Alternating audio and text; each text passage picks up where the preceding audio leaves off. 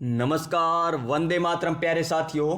मैं विक्रम वर्मा आपका तहे दिल से स्वागत करता हूं आपके अपने YouTube channel online study with Vikram पर।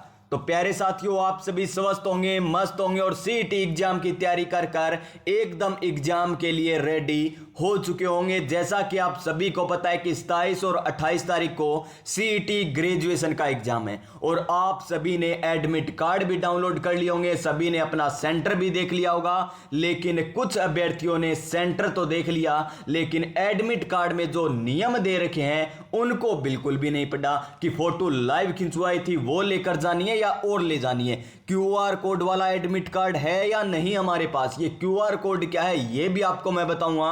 आईडी कौन सी लेकर जाएं, आईडी की फोटोकॉपी भी लेकर जानी है या नहीं लेकर जानी, यानी एग्जाम से पहले, यानी आपका जो पेपर है यानी एग्जाम सेंटर से जाने से पहले आपको साथ में कौन कौन सी ऐसी चीजें ले जानी है जिससे आप पेपर आसानी से दे सकें और आपको एग्जाम सेंटर से बाहर न निकाला जाए। तो वो बातें करने वाले हैं। सभी को इस क्लास को, इस वीडियो को ज्यादा से ज्यादा शेयर कर देना अपने दोस्तों के पास, ताकि वो भी इन चीजों को साथ में लेकर जाए और पेपर भी अच्छे तरीके से देकर आए। तो प्यारे विद्यार्थियों, देखिए सीईटी एग्जाम 2024 के लिए आवश्यक निर्देश क्या क्या दिए हुए हैं। सभी एडमिट कार्ड निकलवाते हैं तो एक ही पेज निकलवाते हैं, दूसरे पेज में होते हैं दिशा निर्देश।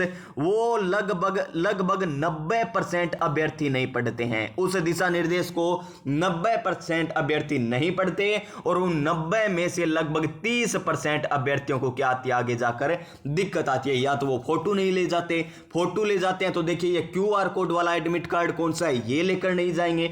आईडी कौन सी ले जानी है, आईडी ले जाएंगे तो उसकी फोटोकॉपी ले जानी है या नहीं ले जानी वो लेकर नहीं जाएंगे। तो सारी बातें करेंगे, इस वीडियो को लास्ट तक देख लेना, आपको सारी बातें बता दूंगा। आपको सीईटी एग्जाम देने से पहले आपको क्या क्या सामग्री लेकर जाना, ताकि आप पेपर बहुत आसान तरीके से दे सको। तो चलिए दिशा निर्देश पढ़ेंगे, एक एक करके पढ़ेंगे, अच्छे तरीके से पढ़ने वाले हैं दिशा निर्देश को भी। तो देखिए हमारा पहला दिशा निर्देश क्या है। पहला दिशा निर्देश,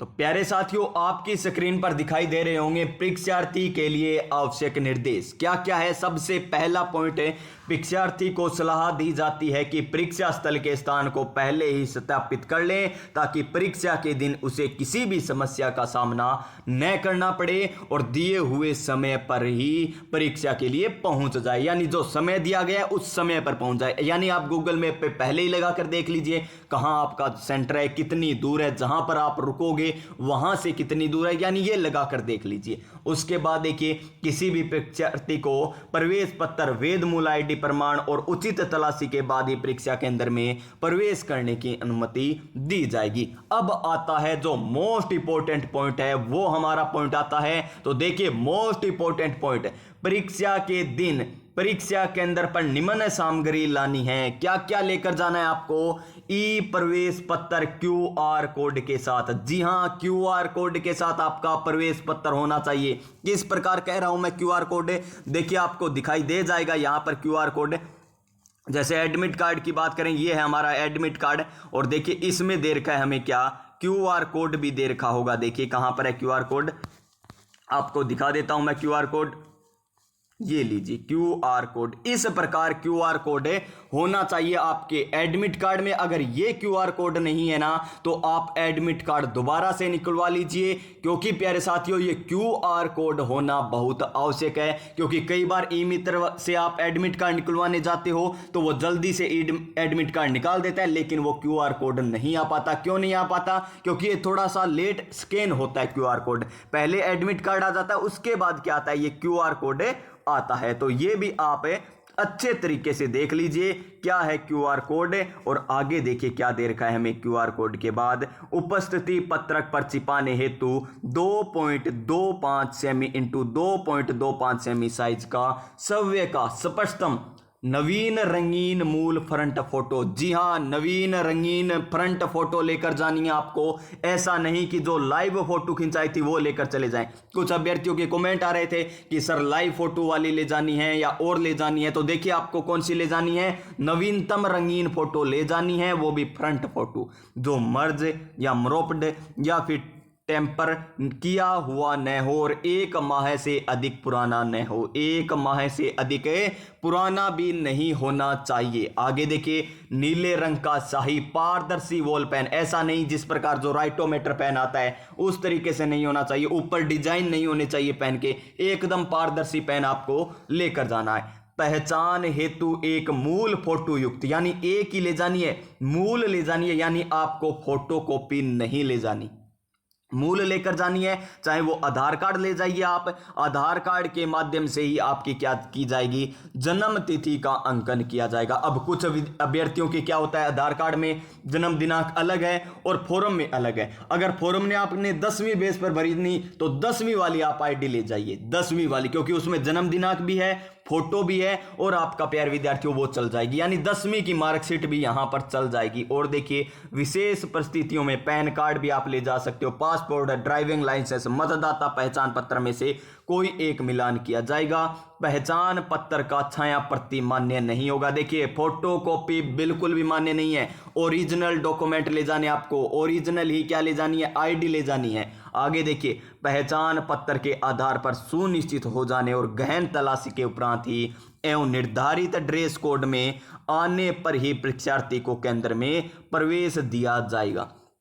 तो सर ये क्या है ड्रेस कोड? तो ड्रेस कोड क्या है, सभी को पता है ड्रेस कोड, बटन वाले क्या नहीं होने चाहिए, कोई कपड़ा नहीं होना चाहिए जिसमें बटन अधिक हो, यानी इस प्रकार नहीं होने चाहिए ताकि तलाशी लेने में कोई दिक्कत ना आए। आगे देखिए, और हाँ, लोअर टी शर्ट होते हैं ना, वो अच्छे रहते हैं क्योंकि उसमें आपको भी दिक्कत नहीं होगी, एग्जामिनर को भी दिक्कत नहीं होगी, तो क्योंकि वो चेक करेगा, फिर कोई दिक्कत नहीं आएगी।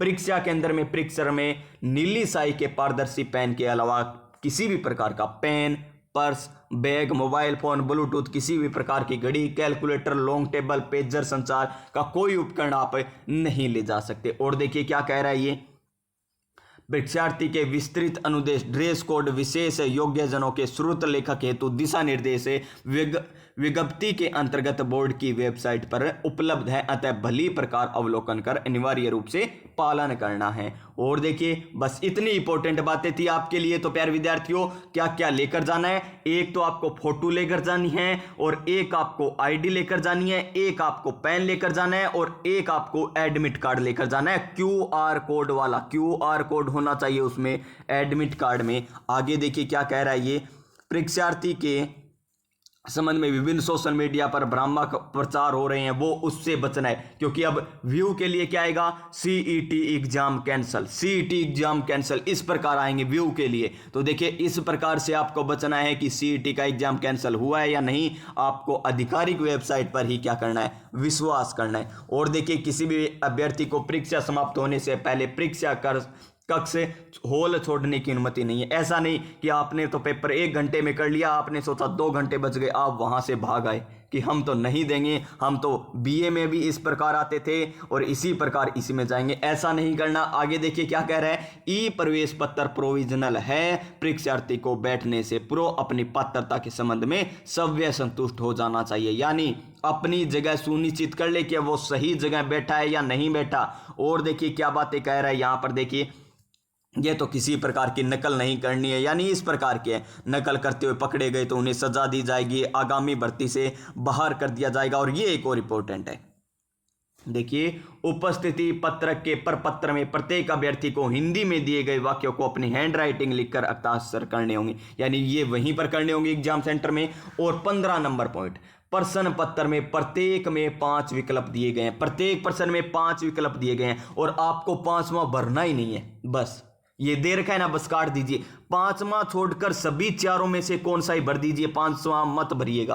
अनुत्तरित तो आपको करना ही नहीं है, क्योंकि इसमें नेगेटिव मार्किंग है नहीं, तो 5वां नहीं भरना आपको, या तो पहला भरना है, या दूसरा भरना है, या तीसरा भरना है, या चौथा भरना है। इन 4 में से कोई ना कोई एक तो जरूर भर के आना है, ऐसा नहीं कि आप खाली छोड़ आए, एक भी क्वेश्चन खाली नहीं छोड़ना, और 5वां ऑप्शन बिल्कुल भी नहीं भरना। तो देखिए, अधीनस्थ बोर्ड ने एक तो ऑप्शन काट ही दिया पहले, 5वां नहीं भरना, आपको क्या कर नहीं करना, 5वां ऑप्शन बिल्कुल भी नहीं भरना। 1 से लेकर 4 ऑप्शन है वो ही आपको भरने हैं, और सभी क्वेश्चन करके आने हैं। अगर आप ये सोच रहे हो ना कि मैं ये क्वेश्चन नहीं करूंगा, न तो पहला भरूंगा, न दूसरा, न तीसरा, न चौथा, तो आप 5वां भर देना चाहें, फिर 5वां भर देना, लेकिन खाली कोई भी ऑप्शन मत छोड़ देना किसी भी क्वेश्चन का, किसी भी क्वेश्चन का कोई भी खाली नहीं छोड़ना। जैसे पहले में ए भर रहे हो तो ए भर दीजिए, दूसरे में अगर सी आ रहा है तो सी भर दीजिए, तीसरे मान लीजिए आपको नहीं आ रहा फिर भी आप तुक्का लगा दीजिए कि ए आएगा इसमें, तो यानी इस प्रकार कोई भी ऑप्शन, कोई भी क्वेश्चन आपको नहीं छोड़ना, सभी क्वेश्चन आपको कर कर आने हैं। तो प्यारे विद्यार्थियों, ये थे आपके दिशा निर्देश जिसमें आपको सारी बातें बता दी। क्यूआर कोड वाला आपको लेकर जाना है, और क्या लेकर जाना है तो देखिए ये आपका लेकर जाना है, और 40% है आपको लाने होंगे अंक। कितने? 40% अंक लाने होंगे, और आपकी तैयारी भी बहुत अच्छी हो चुकी होगी। 40 ही नहीं 60% प्लस नंबर आएंगे आपके। तो बेस्ट ऑफ लक सभी को, एग्जाम अच्छे से देकर आना। 27 और 28 तारीख को है, सभी अपने अपने एग्जाम सेंटर पर पहले ही पहुंच जाएं ताकि आप परीक्षा से वंचित न हो। तो मिलेंगे नेक्स्ट क्लास में, तब तक जय हिंद, जय भारत।